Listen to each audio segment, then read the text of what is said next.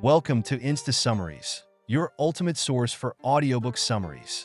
Today, we're diving into a fascinating article by Amantha Imber titled, Not Getting Anything Done? Try this to-do list hack. If you've ever felt overwhelmed by your to-do list or struggled to make real progress on your tasks, this one's for you. In this summary, we'll explore a simple yet powerful productivity technique that could transform how you approach your daily goals. Get ready to learn a practical hack to not only check off your tasks, but to actually feel accomplished and in control of your time. Let's get started. Ever feel like your to-do list is running your life instead of the other way around? You start the day with a plan, but by the end you're drowning in unfinished tasks, feeling overwhelmed and guilty. Sound familiar? You're not alone. The truth is, traditional to-do lists often set us up for failure. But what if there was a simple hack to turn that around? Today we're diving into a game-changing approach to to-do lists that can help you reclaim your time, reduce stress, and actually get things done. Let's get started. Pontiff. To-do lists have been a staple of productivity for decades. They're supposed to help us stay organized, prioritize tasks, and manage our time. But for many of us, they end up doing the opposite.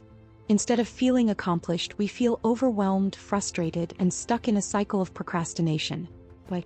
Because traditional to-do lists often fail to account for how we actually work and what motivates us. Main thesis. Here's the big idea. The problem isn't you, it's your to-do list. By shifting your mindset from a to-do list to a might-do list, you can reduce the pressure, increase your motivation, and focus on what truly matters. This simple change can transform how you approach your work and help you finally get things done without the guilt. Key insights and findings. 1. The problem with traditional to-do lists. Let's break it down. Traditional to-do lists often fail for three main reasons. First, they rely on guesswork.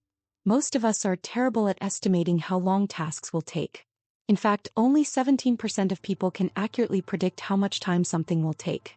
This leads to overloading our lists and feeling like we're constantly behind. Second, they offer too many choices. Research shows that our brains can only handle about 7 options before we get overwhelmed. But let's be honest, your to-do list probably has way more than 7 tasks. The result? Decision paralysis. And third, they can be overwhelming. Instead of feeling organized, we end up feeling frustrated and guilty because the list never seems to end. 2. The might-do list solution. Enter the might-do list. This concept comes from John Zeratsky, a former Google Ventures employee and co-author of the best-selling books Sprint and Make Time. Zeratsky realized that traditional to-do lists were causing him to focus on small, unimportant tasks while ignoring the big-picture items. So he made a simple but powerful shift. He renamed his to-do list a might-do list. Instead of feeling obligated to complete every task, he gave himself permission to choose what to focus on each day. This small change reduced the pressure and made him more intentional about how he spent his time. 3. The power of choice. Here's why this works. Research shows that we value activities we choose to do more than those we feel obligated to do. In one study, participants were asked to imagine shopping for a friend.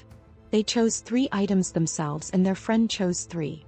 Later, they valued the items they chose more highly, simply because they had the freedom to choose. The same principle applies to your tasks. When you feel like you're choosing what to do rather than being forced to do it, you're more motivated and engaged. For practical applications. So, how does this work in real life? Start by creating a might-do list. This is your master list of tasks, big and small. Then each day choose 1 or 2 high-priority items, what Zeratsky calls the one big thing, and block time on your calendar to focus on them. For the smaller tasks, set aside specific administrative time blocks where you tackle them all at once. This approach removes the daily pressure of dealing with little tasks and lets you focus on what truly matters. Practical implications for professionals. This isn't just a productivity hack, it's a mindset shift. By adopting a might-do list, you're giving yourself permission to prioritize and choose how you spend your time.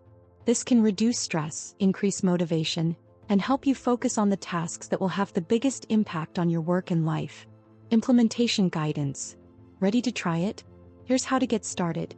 Create a might-do list. Write down all your tasks, big and small. Each day, choose 1 or 2 high-priority tasks to focus on.